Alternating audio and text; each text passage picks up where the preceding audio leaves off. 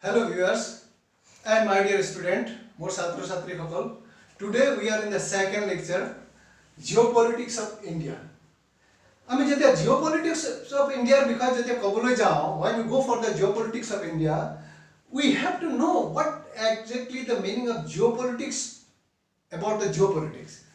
And ইয়াৰ বিষয়ে আমি একেবাৰে থৰো হ'ব লাগিব বিষয় আৰু এই কনসেপ্টৰ ওপৰত যথেষ্ট আমাৰ জ্ঞান হ'ব লাগিব তেতিয়া আমি নিজৰ সাবজেক্টত আমি যাব পাৰো বা বিষয়বস্তুত আমি গুছি যাব পাৰো জিঅ'পলিটিক্স বুলি ক'লে কি বুজায় ভূ ৰাজনীতিয়ে কোনো এখন দেশৰ সামাজিক অৰ্থনৈতিক বৈদেশিক নীতি আৰু ৰাজনৈতিক কাৰ্যকাৰ্য নাইবা পৰিকল্পনাবোৰক ভৌগোলিক কাৰকবোৰে কেনে ধৰণে প্ৰভাৱ বিস্তাৰ কৰে তাকে অধ্যয়ন কৰে That means geopolitics is the study of the influence of the geographical factors on the state's behavior. তার মানে ভৌগোলিক কাৰকবোৰে কেনে ধৰণে আমাৰ দেশৰ বা কোনো এটা এখন দেশৰ তেওঁলোকৰ বৈদেশিক নীতি বেহা বেপাৰ আৰু বিভিন্ন কাৰ্যকাৰ্য অৰ্থনৈতিক অৱস্থা কেনে ধৰণে নিৰূপণ কৰে সেই বিষয়ে ডিটাৰমাইন কৰে ভৌগোলিক ফ্যাক্টৰবোৰে গতিকে এই বিষয়ে আমি জানাটো অতি দৰকাৰ কিয়নো যিকোনো এটা দেশৰ কেনে ধৰণে কেনে অৱস্থাত আছে দেশ কেনেকুৱা জিওগ্ৰাফিক্যাল লোকেশনত আছে in what type of geographical location a country is there we need to know about that fact so আমি নেক্সট যাও জিওপলিটিক্স ইয়াৰ অৰ্থ হ'ল জিও means ভূ পলিটিক্স means ৰাজনীতি গতিকে নেক্সট আমি জিওগ্ৰাফিক্যাল ফ্যাক্টৰস অফ এ কান্ট্ৰি কোনো এখন দেশৰ ভৌগোলিক কাৰকবোৰ it may be a location climate population physiography rainfall terrain অবস্থিতি জলবায়ু জনসংখ্যা ভূপ্ৰকৃতি বৰষুণ ইত্যাদি এইবোৰে কোনো এখন দেশৰ স্থিতি ইয়াৰ অৰ্থনৈতিক অৱস্থা ৰাজনৈতিক অৱস্থা স্ট্ৰেটেজিক অৱস্থা সিচুৱেশন গোটেইখিনি ব্যাখ্যা দাঙি ধৰে আৰু এইটোৱে হৈছে আমাৰ geopolitics এইটোৱে অধ্যয়ন কৰে this geopolitics studies about the strategic position of a country আৰু ভূপ্ৰাকৃতিক কাৰকবোৰে এখন দেশৰ উন্নয়ন পৰিকল্পনা বৈদেশিক নীতি অৰ্থনৈতিক বিকাশ সকলোবোৰ তন্নকৈ অধ্যয়ন কৰে আৰু আমাৰ দৈনন্দিন জীৱনত being a student of geography and any others it is very necessary to know our own country's geopolitical situation and maritime situation, its stand in the global situation, in global perspective. গতিকে তোমালোকে এই বস্তু এই বিষয় একেবাৰে পুংখানুপুংখ হিচাপে যোৱাটো অতি দৰকাৰ কিয় এই বিষয় বস্তু আমাৰ গোটেই দৈনন্দিন জীৱনত অতিকৈ দৰকাৰ তোমালোকে লিখি লোৱা পৰৱৰ্তী পৰ্যায়ত আকৌ মই দি আছো While talking about the strategic position of India, I have drawn this sketch map of India. See, from the foothills Himalaya to the tropical south of India, it displayed a unique geostrategic importance because it has got some different kind of physiography, its biodiversity. You can see this is latitude in its location in northern 37°6' north latitude and in southern 8°4' north latitude and eastern 97°25' east longitude and west 68°7' east longitude location within this the India is located India as a country, it has 1.3 billion population, 7th largest country in the world, 2nd largest populated country next to China, 17% of the population of the world we have in India. While talking about northern part, you see this is a biodiversity hotspot area. We have 4 biodiversity hotspot area in northern part. Like Himalaya, Western Ghat, this side, Indo-Burma, then Sundarban, Sundarland, its boundary, it shares the boundary of India, China, Pakistan, Myanmar, Nepal, Bhutan, Afghanistan. You see, both the side, this side Bay of Bengal, the largest bay of the world, and Arabian Sea, Indian Ocean. Both the Arabian Sea and Indian Bay of Bengal, it touches the Indian Ocean, which is a vulnerable maritime zone. World's all the economic activities are being dealt by this Indian Ocean, and India's position, three side is water, and one side is landmass. Geostrategically very important. Regarding the border, I told when Akai Chin, Pamir Nuts to Purvanchal, it's the border of disputed area except Bhutan and Nepal. This red portion, this is in McMahon line, disputed area of China. Always China claims this portion as a southern portion of China, and always been a controversial zone. And this I already told in the previous chapter. There's frontier that is called NEFA, northern frontier, disputed area. Frequently there has been a war. In 1962 there has been a war with India and China, by which the China has occupied near about 50,000 square kilometer of land of India, somewhere in 16 kilometers, somewhere in 240 kilometers. The land where at present I think we might have settled around 28 cities in this location.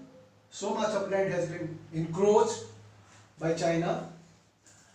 And in Himalaya region, in this portion, you see huge hydro potential and medicinal plant you will get, and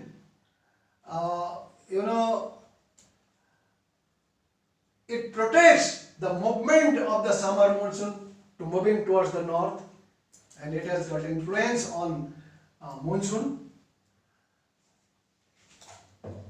In Arabian Sea, but in Indian Ocean, we see 1/3 of the population live in this region. World third largest sea. It has 70.05 million square kilometer area. Huge resource. It touches 39 countries and near about 42 territories. Very important maritime zone. Strategically very important.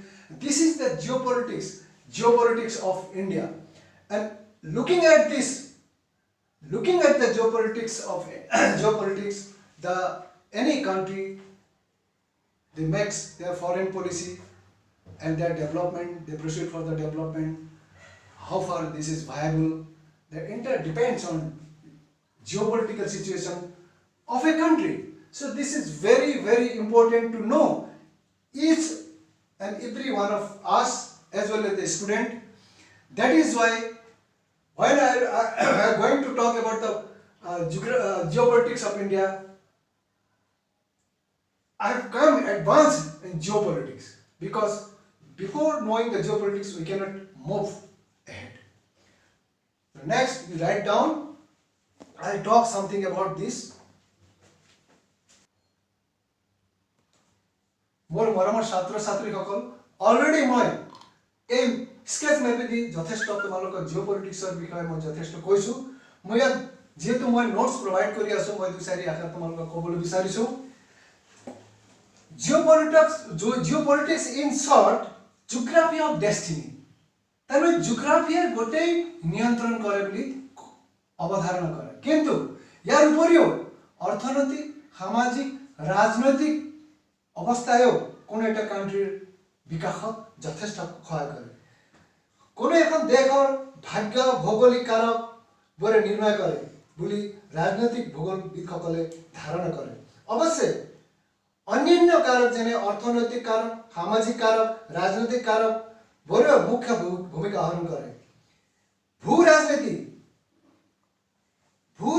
বুলি ক'লে কেনেধৰণে ভূ প্ৰাকৃতিক কাৰকবোৰে কোনো এখন দেশৰ বৈদেশিক নীতি আন্তঃৰাষ্ট্ৰীয় স্তৰত লোৱা সিদ্ধান্ত ডিসিজন আৰু অৰ্থনৈতিক বিকাশত প্ৰভাৱ বিস্তাৰ কৰে তাকে ভূ ৰাজনীতি বা ভূ ৰাজনীতি দ্বাৰা অধ্যয়ন কৰা হয়। তোমালোকে বোধহয় লিখিছা, মই পৰৱৰ্তী পৰ্যায়লৈ যাওঁ।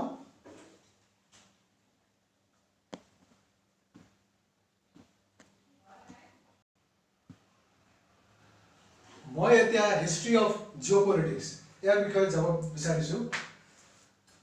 The political scientist Professor Halford Jelen had coined this term in 1899, but in larger perspective, it has come into being in academic field in 1930. Nazi German's foreign policy, living area. In the field of study of politics, or one of an area, one can look back to the political geographer, one Professor Mohan. তেওঁ কৈছিলে pivotal area মানে coastal region যিবিলাক দেশ আছে, the countries which are in the rimland, সাগৰীয় কাষত যিবিলাক দেশ আছে, তেওঁ ক'ব বিচাৰে those who can control the rimland, they control the heartland, and who control the heartland rules the world. তেওঁ কৈছে যাৰ দ্বাৰা সেকেন্ড ওয়াৰ্ল্ড ওয়াৰৰ সময়ত জাপানত শিপ বিল্ডিঙৰ যথেষ্ট প্ৰচাৰ হৈছিল। তাৰপিছত আকৌ নেক্সট প্ৰফেসৰ আলফৰ্ড জে মেকেণ্ডাৰে কৈছে, তেওঁ এটা থিয়ৰী লৈছিলে হাৰ্টলেণ্ড, যাক ইউৰোপ, এছিয়া এণ্ড আফ্ৰিকাক লৈছিলে। এটা ডাঙৰ হাৰ্টলেণ্ড দ্বীপ। তেওঁ কৈছে who rules the heartland rules the world, who rules the heartland rules the rimland, who rules the rimland rules the world. তেনেধৰণে তেওঁলোকে দুজন মহান পলিটিকেল জিঅ'গ্ৰাফাৰে তেওঁলোকে বিশ্বক কেনেকৈ জিঅ'পলিটিকেলি তেওঁলোকে দখল কৰিব পাৰে সেই বিষয়ে তেওঁলোকে চিন্তা চৰ্চা কৰিছিলে আৰু তেওঁলোকে নিজৰ ধাৰণা মতবাদ দিছিল। সেইকাৰণে আজিও ৰিমলেণ্ড এৰিয়াত সাগৰীয় দেশ কাষৰ দেশবোৰত কেতিয়া বিশ্ব ৰাজনীতিয়ে কেতিয়া ইউনাইটেড হ'বলৈ আজিও নিদিয়ে। আৰু হাৰ্টলেণ্ড কনচেপ্টতকৈ ৰিমলেণ্ড কনচেপ্টটো বেছি মহত্ব হৈছে কিয় যথেষ্ট economic activity, strategic activity, maritime activities are depend on sea, ocean. That is why আমি geopolitical situation যিকোনো দেশৰে geopolitical situation টো জনা অতি দৰকাৰ। প্ৰত্যেক ব্যক্তিয়ে, প্ৰত্যেক স্কলাৰ, প্ৰত্যেক ছাত্ৰ সকলোৱে তেওঁলোকে জিঅ'পলিটিক্সৰ নিজৰ দেশৰ জিঅ'পলিটিক্সৰ বিষয়ে জনাটো অতি আৱশ্যক। মই দুই চাৰি আখৰ কৈ আছো তোমালোকে লিখি লোৱা, এইটো লিখি লোৱা। ৰাজনৈতিক ভূগোলৰ ইতিহাসত ৰাজজেলৰ পিছত ৰুডল্ফ ৰেটজেলে প্ৰথমে 1819 চনত ভূ ৰাজনীতি জিঅ'পলিটিক্স শব্দৰ ব্যৱহাৰ কৰিছিল। তেওঁ যদিও ছুইডেন দেশীয় আছিল তথাপি তেওঁ জাৰ্মানসকলৰ অৱধাৰণাবোৰ আদৰি লৈছিল। তেওঁৰ মতে শক্তিশালী ৰাষ্ট্ৰসমূহে যিকোনো প্ৰকাৰে ৰাষ্ট্ৰ সম্প্ৰসাৰণ কৰাৰ অধিকাৰ আছে। ইয়াৰ পাছতে হেলফৰ্ড মেকিণ্ডাৰ 1861 আৰু 1947 চনৰ অন্তৰ্দেশ সূত্ৰ হাৰ্টলেণ্ড থিয়ৰী উদ্ভাৱন কৰিছিল আৰু কৈছিল যে ইউৰোপ, এছিয়া আৰু আফ্ৰিকা মহাদেশসমূহ এটা স্থলভূমি যাক নেকি বিশ্বদ্বীপ ৱৰ্ল্ড আইলেণ্ড বুলি ক'ব পাৰি আৰু অন্তৰ্দেশ হাৰ্টলেণ্ড বা কেন্দ্ৰস্থল পিভটেল অঞ্চলেই হ'ল ইয়াৰ মুখ্য অঞ্চল। তেওঁ কৈছিল যে যদিও কোনোৱে অন্তৰ্দেশ স্থল জয় কৰিব পাৰে তেওঁলোকে বিশ্বদ্বীপকো শাসন কৰিব পাৰিব আৰু অন্তত বিশ্ব জয় কৰিব পাৰিব বা শাসন কৰিব পাৰে বুলি তেওঁ মত দিছিল। আনহাতে প্ৰফেসৰ আলফৰ্ড টি মহানে ওলোটাকে কৈছিল যে যিয়ে বিশ্বদ্বীপ বা ৱৰ্ল্ড আইলেণ্ড জয় কৰিব পাৰে তেওঁ অন্তৰ্দেশো জয় কৰিব পাৰিব বুলি মত দাঙি ধৰিছিল।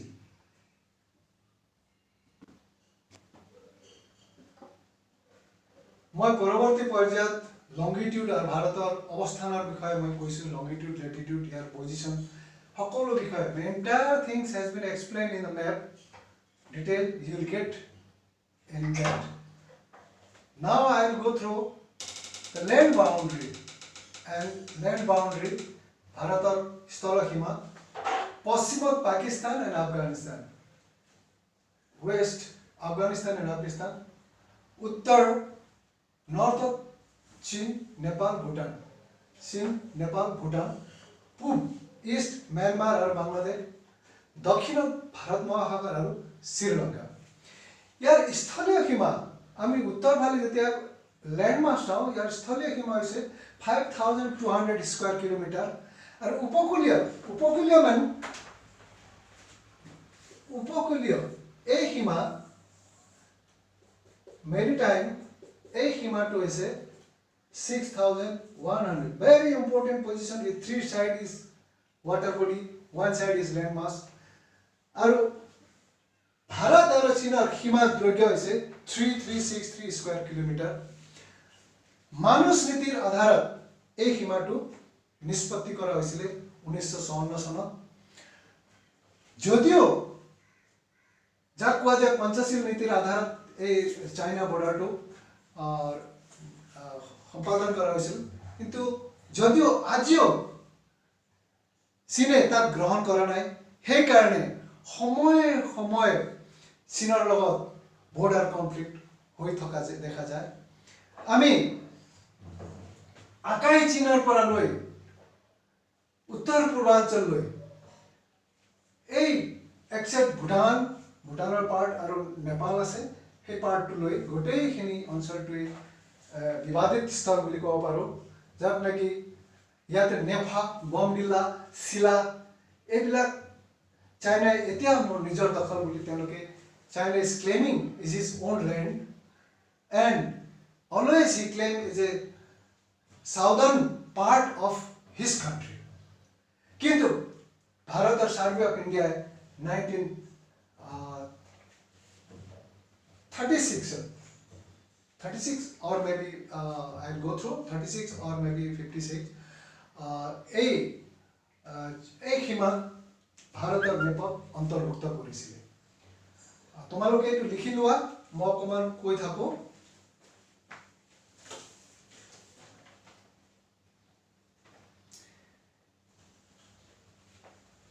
ভাৰত আৰু চীনৰ সীমা 1954 চনৰ পঞ্চশীল নীতিৰ মানি চলা प्रस्ताव ग्रहण करे भारतर पूर्व अरुणाचल सीमार थका मैकमोहन लाइन एक मतानैक्य अंचल हिसाबे परिगणित হৈ আছে বৰ্তমানেও কেইবালানিও আলোচনা হৈছে ভাৰত পূব অংশৰ এই সীমা এতিয়া চীনে গ্ৰহণ কৰা নাই আৰু চীনে অৰুণাচল প্ৰদেশক নিজৰ দক্ষিণ অংশ হিচাপে লয় McMahon line there is a continuous discussion dialogue on this issue for socio-economic and security and border people's stability. Bharat and China সীমাৰ দৈৰ্ঘ্য 4360 কিলোমিটাৰ ইয়াৰ পূবৰ অংশটো মেকমোহন লাইন নামেৰে জনা যায় এই সীমা ৰেখাৰ ভুটান অৰুণাচল প্ৰদেশৰ অৰুণাচল প্ৰদেশ আৰু তিব্বতৰ মিলিত বিন্দুৰ পৰা ভুটানৰ উত্তৰ পূব চুকৰ টাইগিয়াৰ পৰা পূবে চীন ভাৰত আৰু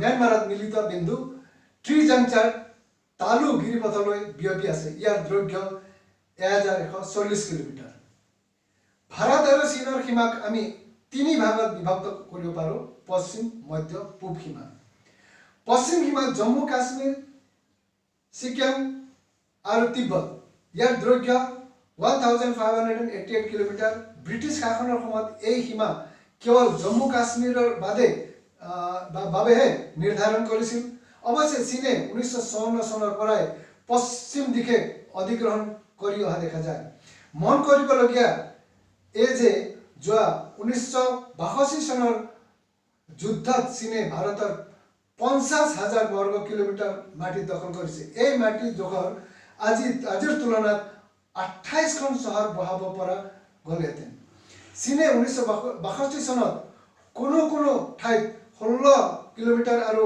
240 কিলোমিটাৰ পৰ্যন্ত অংশ দখল কৰা দেখা যায়।